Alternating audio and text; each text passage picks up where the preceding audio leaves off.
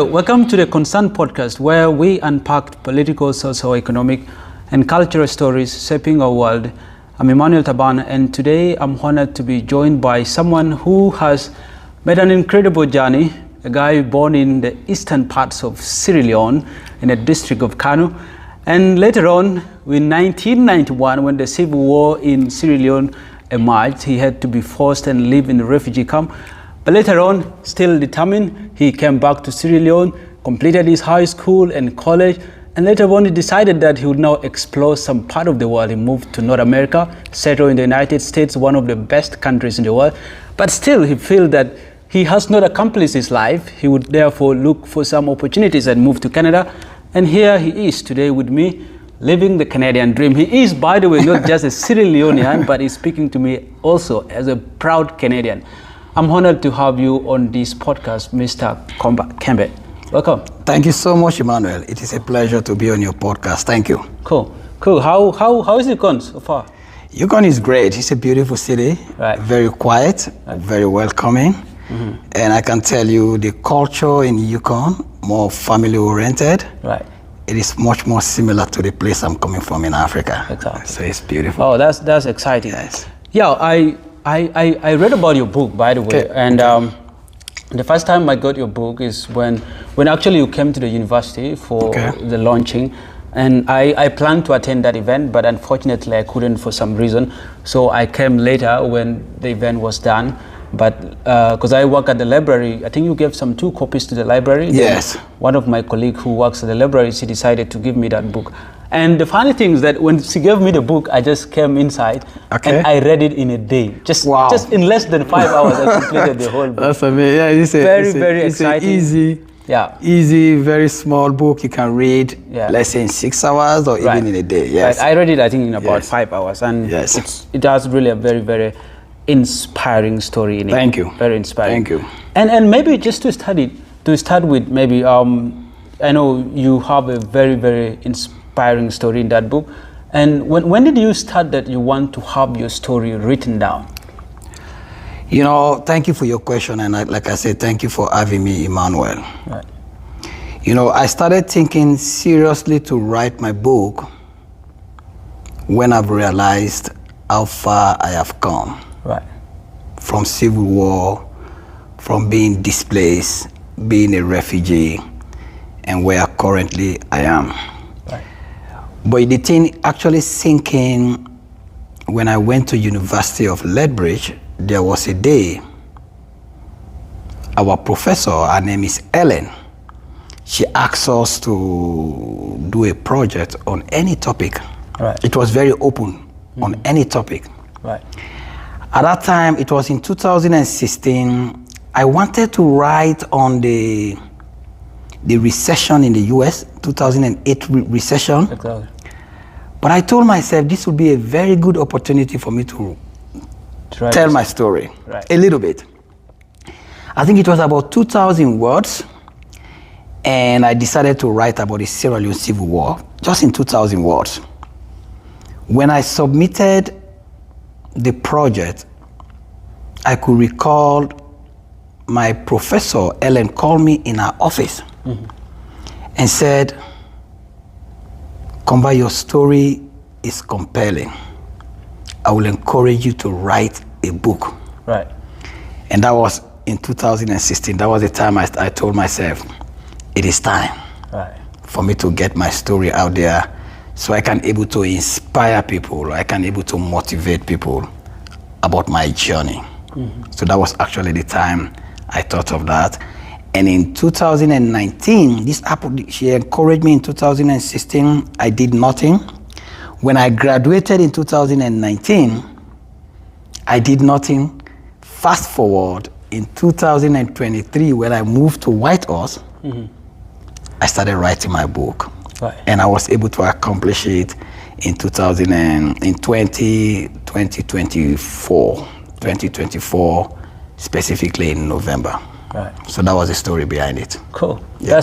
That's an exciting one. You know, and that really tells us sometimes how the people that maybe we're in the schools, like our instructors can actually shape our lives. Yes, sometimes, absolutely. Yeah. Just that encouragement actually motivated you, and it was that made you actually to start writing your book. Yep. Very interesting. And you know, when I read your book, I realized that you were born to a chief in your place. Like yes. Your dad was a chief in one of the districts there. Yeah. Was that called again the main clan? Gandong. Yeah. Pane chief though. Yeah. Gandong Pane so chief. Your dad was a chief, and then probably, you know, like, and you also mentioned about, you know, being born in the family of a chief, probably you have some privileges that you enjoy with, and you also said your dad had actually accumulated some kind of wealth, like he had invested his wealth in property across some of the cities in Sierra Leone. In Sierra Leone, yeah. And I was just wondering, like, coming from like a well-to-do family, maybe by that time, and you just get displaced and had to go and live in the refugee camp for some time. How did you feel during that transition from being in a family where you have almost everything, and then you were forced to go and live in the refugee camp? What does that tell you about life? About life, you absolutely. You know, it's a very great question. It was the most humbling and transformative experience.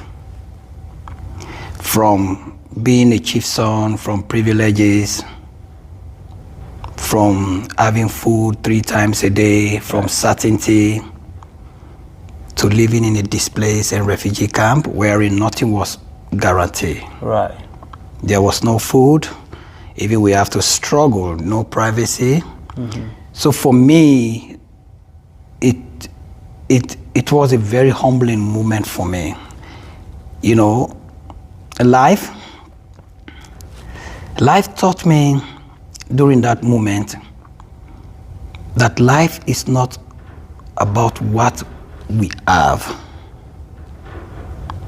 Life is about who we are when we lose everything. Right. It's not about all of the wealth, because all of the wealth, all of the riches, just in a split of second, we can lose everything. Right. But the only thing that can sustain us as human beings is our character. Right. It's our resilience. Right. It's our courage that will sustain us in the midst of most difficult times. Mm-hmm. So I learned a lot during those times. And since that time till now, humility has been part of my life. Mm-hmm. Because I saw wealth, like you just said, I saw wealth when I was born. My dad was rich. Right. But at the same time, just in split seconds, I saw all of those wealth disappear. Mm-hmm. And now I have to struggle. Right. I have to struggle for my food. I have to struggle where I sleep. There was no privacy. So it was the most humbling and transformative experience. Right. Yes. I think your story really resonates with so many people. Yeah. And I lived in the refugee camp as well. Okay. Wow. Where? I lived in Uganda. In Uganda. Yeah. Okay. So, okay. And you know, life in the refugee camp, it's not something that is easy, man. It is not. It's really not easy. It is not. That is where, like, if you're not strong, I think you'll just give up in life. You'll really, really give up in life. Yeah. And also, when you decided that you want to explore now some part of the world, you moved to the United States, and you stayed in the United States for some time with your cousins. You stayed in California, and then in 2012, you decided that you want to move to Canada. Canada, yeah. So you moved to Canada, and one of the interesting things is that, you know, when I was reading about your story, I feel like if I'm given a chance, maybe to just like to give a title to your book, maybe I'll give a very funny title, like maybe The Man who never gets satisfied. Because look, you wanted to get to maybe this part of the world, and you landed in the United States, one of the world's greatest countries on earth. Like, that is one of the greatest countries. You were in the United States, you live there, but you feel like, no, might not be like the right place. You still want to go ahead and explore. came to Canada in 2012. And then while in Canada, you started working. You started your first job as working with construction company. And after working with a construction company, you feel like this is not the right thing for you, right? You went on, started working with a warehouse. Yep. And then after some months, you get promotion as well. Yep. And then you left that work after 1 year again. That is why I'm saying, I would say, a man will never get satisfied, you know. And after working with the warehouse, you came in and then you got a job with TD Bank. With TD Bank, which is one of Canada's greatest financial institution. Yeah. And, you know, someone with, and that it didn't end there. With TD Bank, you getting some good money, I would say, but you decided that, no, I want to go to school, right? And then you decided just to take a leave of absence, and then you went to university. You actually read my book. I read your book very well. You went to university, like, you know, someone in your situation, for instance, like the newcomers or immigrants who came, they'll feel comfortable with what they already have. Like, you're already working with a financial institution, one of the greatest in Canada. And, you know, they wouldn't risk like leaving that job just to go to school and you're not getting money there. Maybe you have to work part-time. But what made you to get out of that comfort zone? Like, you know, when you read my book, I talk about the 6 principles of resilience. Yeah, that's in the last chapter. The last chapter. Right. And one of the principles is what we call pivoting. Pivoting is when you decide to change course of action, either because of things are not working the way you want, or because of you want to create more impact. Right. So for me, when I got a job, you saw my journey in the book. I started in construction. I moved to a warehouse. Then I got a job at TD Bank. Right. And I will tell you, when I got a job at TD Bank, some of my friends at Edmonton, at that time I was in Edmonton, when I told them I want to go back to university, they asked me if I'm crazy. Yeah. I said, "Komba, are you crazy?" But no, I knew there was something inside me more that I can leverage on. So going to university, Emmanuel, it wasn't just about job. Right. It was me creating a legacy for my children. You know, I got my first child in 2013. She's now 11 years old. She lives in Edmonton. For me, I wanted to just tell my kids or those going through similar situations like me that in life, you should keep going until you are able to achieve what you really want. Don't get comfortable. People get into their comfort zone and sometimes they settle for less. But there's a potential, especially when you know yourself. The other thing I talk about in my book, one of the principles I talk about in my book is what I call the principle of faith.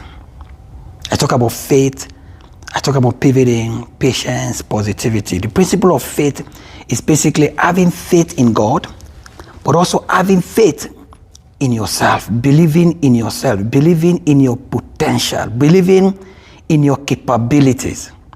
So those things propelled me to say, having a job at TD Bank is not my final destination. Right. I have to go back to university so I can able also to learn the Canadian culture, to understand how things work in this society, and to get a better job, but at the same time, to be able to tell someone, especially immigrants, that comes and just settle for less, that you could actually do better. Right. That was a inspiration. Right. That's really a very interesting perspective, and I just like how you structured your book. Yeah. And like in chapter 9, you gave like some cautionary guidelines, maybe for people who are living, who are attempting to move back home. I call it making the move and managing expectations. That's the chapter. That's chapter 9. Making the move and managing expectations. Because when immigrants, when they leave Africa, like in my situation, when I was in Africa, I was working as a finance manager. And when I moved to Canada, the expectation was that when you come, everything would be like, just like that. Right. But no. So I wanted to encourage immigrants right now in Africa or in other parts of the world that when you're making them, and I wasn't just specific to Canada, I said North America. North America, yeah. Because I wanted people to know that when you move to Canada, when you move to America, the transition period could be prolonged. Right. And sometimes some people get mental health. Right. Sometimes some people literally give up because of they are thinking, what am I going to do with my life? But those are the moments wherein the power of resilience comes in. Right. To tell yourself that I'm not giving up. Right. No matter the circumstance. So chapter 9, I dedicate chapter 9 to immigrants so that they are well informed and prepared before they make the move.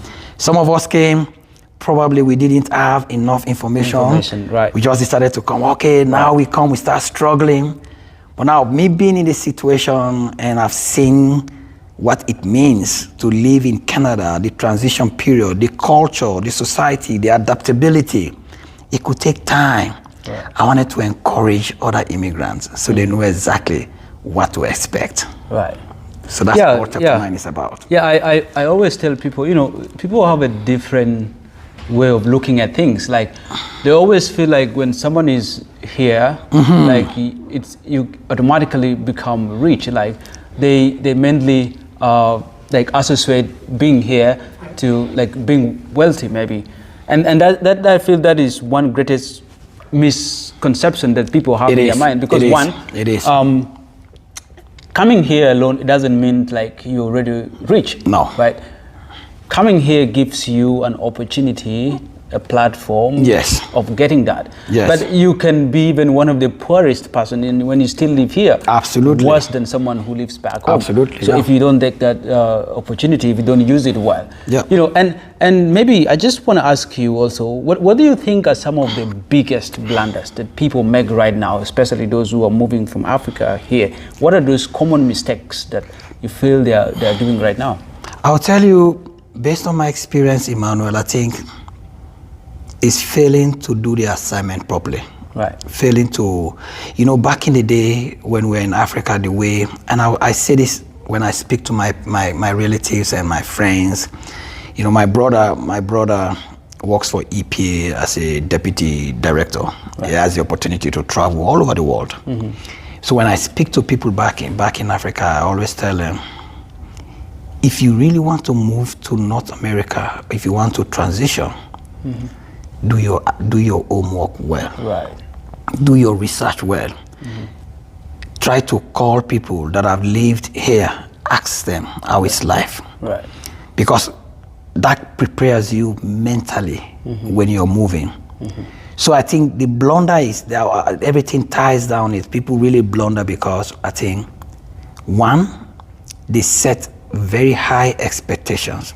You know why people get disappointed in life? The reason why people get disappointed in life is because of they set high expectations. Right.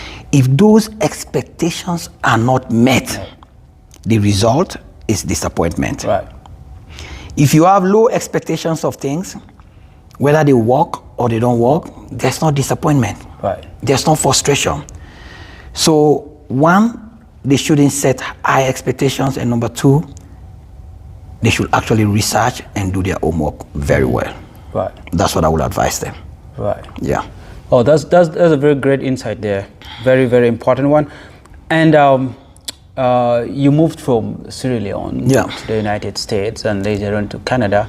And in your book, the title of your book, you've decided to you decided to give it a title, Resilience. Yeah. From Civil War to the Canadian Dream. What defines the Canadian Dream?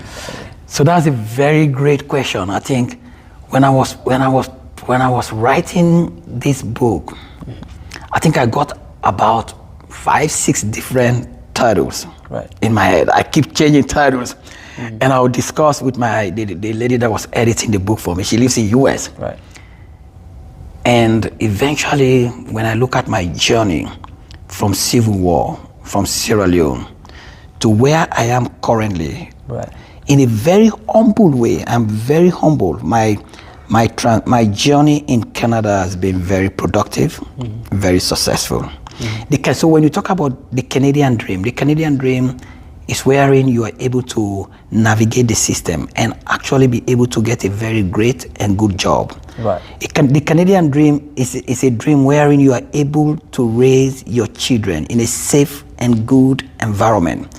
Right. The Canadian dream is a situation wherein you are able to provide for yourself.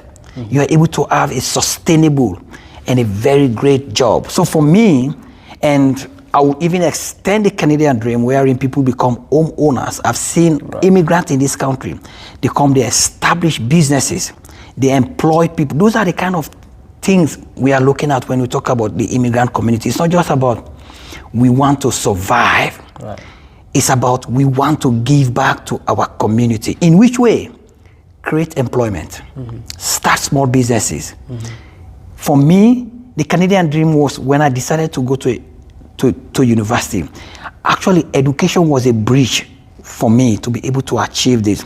Right now, in a very humble way, I can tell you I'm very humbled. I work for the government of Yukon as a manager, in a permanent position. So, coming from Africa, being refugee, being displaced, finding myself in this culture, navigating through all of the cultural differences, language barriers, and today I am working as a manager. That's the Canadian dream. Right. So when we talk about the Canadian dream, it's not just specific, it's very broad. And and I really encourage, as I speak to the listeners out there, I really encourage immigrants, especially immigrant communities, as we come to this place, we all have this Canadian dream. Because we all leave Africa and we are coming to North America for a better life. Right. We are coming to North America to give our kids a better life. We are coming to North America so we can able to establish businesses. We can become entrepreneurs and able to employ people. Those are the Canadian dream. So that is why when I title the book, some people might want to ask me, what this guy is talking about? From Civil War to the Canadian dream. Right. That's my Canadian dream. Cool. And, yeah, very interesting. That's really a very, very detailed definition. Yeah. And someone will argue with you that it's really hard right now to attain the Canadian dream. It is, yes. I had you talking about owning homes and doing a lot of establishing businesses and getting a better job and just of course I've seen some of the things you've done.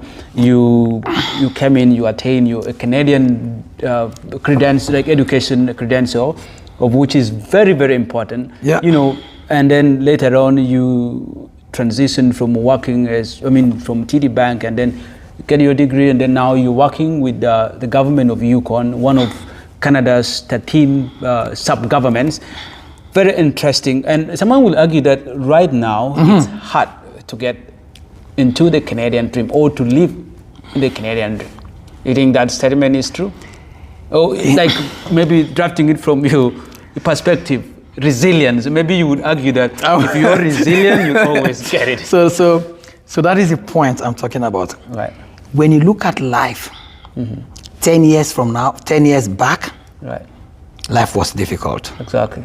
50 years from now, life will be difficult. Right. At any point in time in life, there are people always complaining. Right. But this is what I tell people. Instead of you complaining, what is your opportunity that you see and grab and run with? Right. Things are difficult. We look at the economy globally. Even right now, even if you're in Africa, globally, it's everywhere. It's everywhere. Yeah. But why, even in the midst of this global crisis, people are still making progress? It's about the mindset. Right. So in my book, if you read the last chapter, I talk about one of the principles is about positivity, positive mindset, even in the most difficult situations. So I can assure immigrants, I can assure anybody that is going through difficult time, especially immigrants, that still the Canadian dream can be attained. Can be attained by doing the following. One, believe in yourself. Right. Believe in your potential. Number two, be patient. I'm talking about now the 6 principles of my book. Yeah. Because sometimes patience is a virtue. Sometimes people want to get results easily and quick. Right. Sometimes it takes time. Exactly. And during those waiting time, if you're not careful, you can be easily distracted, right, or you can be easily frustrated. So it is a combination of patience. It's a combination of your mindset. It is a combination of you never giving up. Sometimes people, like when I was speaking at one of the events, people come here with masters from Africa, right, and they apply for jobs. They reject them. Right. But guess what? It is always important to have a place to start, right, and trust in the process.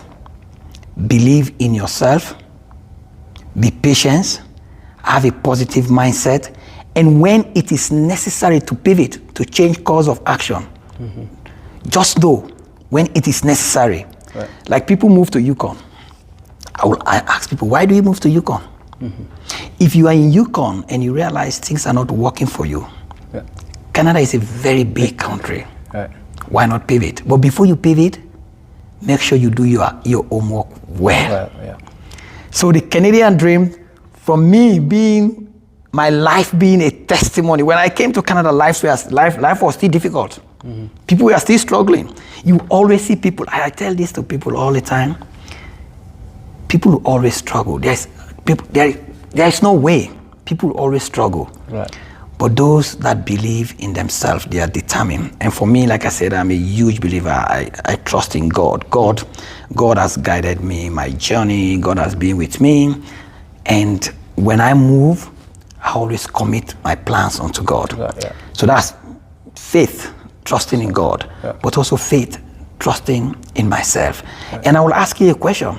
Why do you think, Emmanuel, when you came to Canada, you decided to come to university? That's your story of resilience you just started writing. Right. That's your story of resilience, because you told yourself, you know what? I will never give up on myself. I will never give up on my dream. Even though things are difficult. You know, going to university in this part of the world, people don't know, it is very stressful. It is. When I was at the university, I went through there are days I want to give up.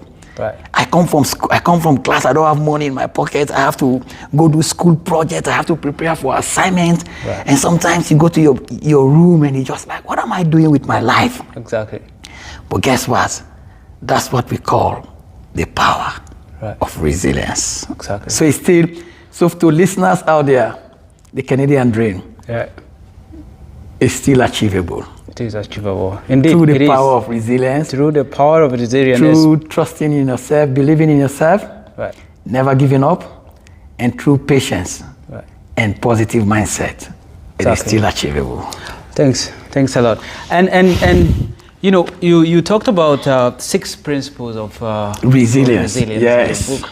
And one of the principles you stated is adaptability. Like adaptability. How to adapt to things. Yes. You know, it's hard for so many people who lived in a completely different environment. For instance, if you live back home in Africa, you know, you'll be so much used to an environment where people love coming together, people love community, people would go to their friends' place, and you know, and sometimes that relationship that we build with the people around us, like it shapes our life. But when you move here to Canada, there's lots of people thinking much about themselves, you know, their closest cycle. They don't really care about what happens to their neighbor in the next door. They don't care about that. How easy was it for you to adapt to that kind of environment? Like, that's a very brilliant question. You know, when I moved there, the culture, the way people do things, there were days or even months I thought I was very isolated. And there were days I questioned myself that, do I even fit in this society? but with the help of community. So for me, I identify local churches, like when I was in Edmonton, anywhere I go, like even right now here, I identify a local church and try to mingle with people. And I think that's where you got the information about the job construction. Now you know. Yeah. Now you know. So my first job actually was from a brother in the church. Right. We attend the same church because the thing is, we cannot afford to live in isolation in this part of the world. And sometimes it's very depressing. We need to make sure we make contacts, but at the same time, we need to be very careful which they are the kinds of people we surround ourselves with. Right. It is very key. So one of the way I adapted, one of the way I was able to adjust and able to find a space within this society was the sense of community. Church, attend church programs, and sometimes if they have some community events, I will go there and just make some new friends. And we started having some conversation. Even though, I will tell you this, even though sometimes within the African community, you could find people that are very negative, that may want to cry you down, and they may want to bring you down. But I think you should be wise and know which friends to go with, and which ones you think you can just keep them at a distance. So adaptability for everybody. Once you are an immigrant, it is a tough one. But we have to find way through community, through interaction. Even when I went to university, I remember one of my friends I met at university, Devin Murphy. He's a white guy. He lives in Prince Edward Island. This guy, we are best friends. We used to do school work together. When I published my book, he saw it, he called me. He said, "Oh, Komba, I am super happy for you. Used to tell me your story. And now you've published a book." The guy bought the book, and I signed a copy and shipped to him. And so, friends, and try to take advantage. If you're a Muslim, if you're a Christian, try to look out for those organizations that you can be part of that are very productive. That's a key word. Exactly. So that's how I overcome it. Yeah, that's exciting. Very good one. And maybe a second last question. Okay. Who do you think has really contributed so much in your life? You've talked so much about your mom, your dad, your book, your brothers whom you probably try to survive together with, and like who do you think has contributed a lot in your life? I'll tell you, there has been a lot of people that inspire me. My late dad is no longer alive. May so rest in peace. He passed away 1995, April 9th, at 10 a.m. in the morning. But it was my inspiration. He was my mentor. It was not just my dad. It was my chief. It was everything. He inspired me a lot. When my dad passed away, my mom, there's a whole chapter dedicated to talk about my mom being my superhero. My mom was there to take care of 6 kids, myself and my siblings, and I saw my mom, the struggle. I saw my mom, the sacrifices she made. So she's my hero. So she's another person. The day I published the book, I called her and I said, "Hey mom, guess what I've done? I've just published a book and your picture is on the book and I talk about you." And I started explaining to my mom the things she did for us when we were young. And my mom burst in tears and she said, "Komba, you remember everything because you were very young?" I said, "Yes, mom, I remember everything." And she was crying. So she's another hero. Then I have a couple of people I talk about in the book. I talk about my late aunt, Auntie Doris. If you read the book, yes, Auntie Doris Leby. I talk about Auntie Doris Leby. I talk about my late brother, the corporal, TK, KOMBA Kembay. You remember? Yeah, so you read the book. Then I talk about Auntie Zine, who call commonly known Auntie K. Those people actually helped me to shape my life during my journey. And we all need those kind of people in our life to actually help us. Resilience for me, it is a journey. And in those journey, you appreciate those that have contributed in your life. You celebrate the little successes you've made. Like right now, you are here, you're about to graduate. That's part of your resilience story. When you graduate, you celebrate that. You've not yet arrived. you're still on your resilience journey because you've never given up. Right. When you get a new job, you celebrate it. So those little successes, they are the combination of the big success. Right. So those people I call, they've contributed immensely in my life, and I appreciate all of them. Wow, that's a good one. Yes. That's good. You know, just like anyone else, people have really specific people who have contributed so much. And I'm happy that you have dedicated a whole section in your book to your mom. You know, to my mom, yes. Always played a very vital role in people's life, and I'm happy that you were humble to give that section to her. Very interesting. Maybe lastly, what do you want to tell maybe those people who are planning on moving here to Canada, or the newcomers who are within Canada and who also maybe in the same situation that you were in at first, and who might be hoping that one day things might get better for them, but at some point also they feel like things are not going to get better for them, they feel like giving up in the middle? What do you want to tell them? First of all, I want to speak to immigrant communities. Right. Like I said, when I wrote this book, the purpose of the book is to inspire and to motivate readers never to give up. So I want to talk to immigrant communities that my life is a testament. That if I've been through all of these struggles, and today, in a very humble way, I am successful, I want to encourage them, for them to know that they have the power within themselves. The power within themselves for them to rise, for them to adapt, and for them to overcome. And I want to also encourage them that they should be patient, and they should surround themselves. They should have a very positive mindset. And I'll run through just briefly those 6 principles I talk about, because those are the principles that actually help me through my journey. I talk about the principle of hope. Hope. That I speak to you today, have hope that your current circumstances you're going through now does not define you. It is just temporal. Have hope that there's a better tomorrow. Exactly. Talk about faith.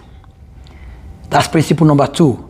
Faith in God, faith in yourself, and even sometimes faith in your close friends and relatives. I talk about faith, my brothers, my siblings, my mother. Faith in those people. Then we talk about pivoting. Principle number 3. Pivoting, it is a situation wherein it is necessary. Probably you are working in the healthcare field, or probably you're working in IT, but you think this IT job is not for you. There's nothing wrong to change.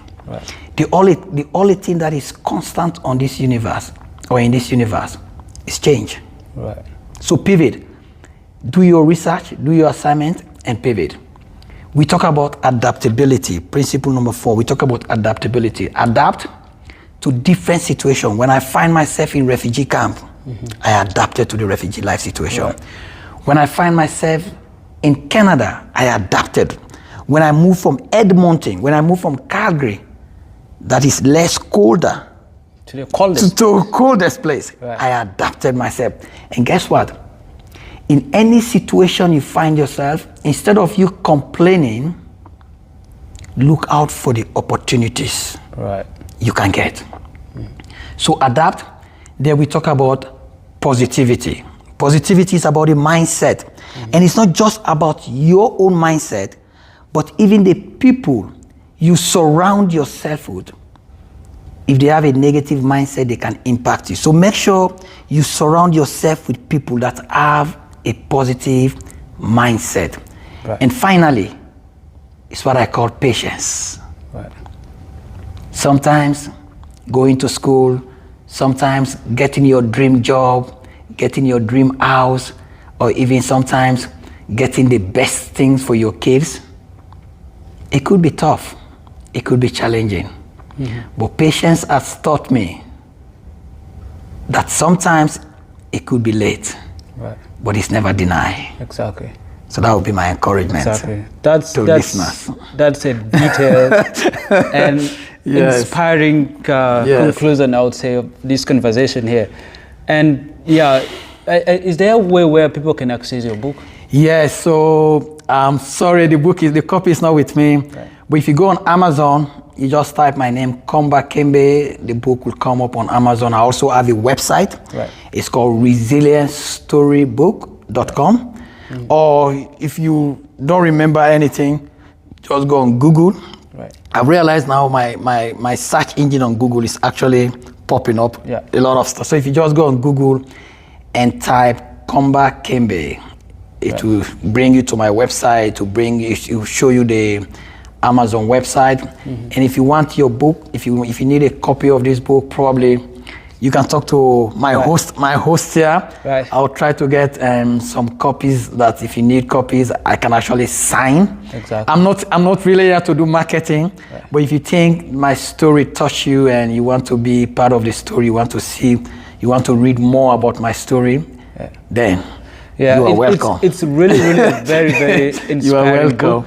And if you start reading it, I bet you won't give up. You just have to, you just develop that interest of completing it at that very time. It's a very interesting book. And for those of you who want to have a copy, please just get it for yourself. Very, very inspiring book. And thank you so much, Mr. Kembay, for coming over for this discussion. And I hope that those people who have heard your story today, they get inspired and also develop that resilience that you have developed over time. And thank you. Thanks so much. It's a pleasure having you on this. Thank you for having me. I think it is a pleasure to have me speak to especially immigrant community. Right. And my final word would be never give up. Yeah. You are capable of more than you ever realize. Thanks a lot. Thank you.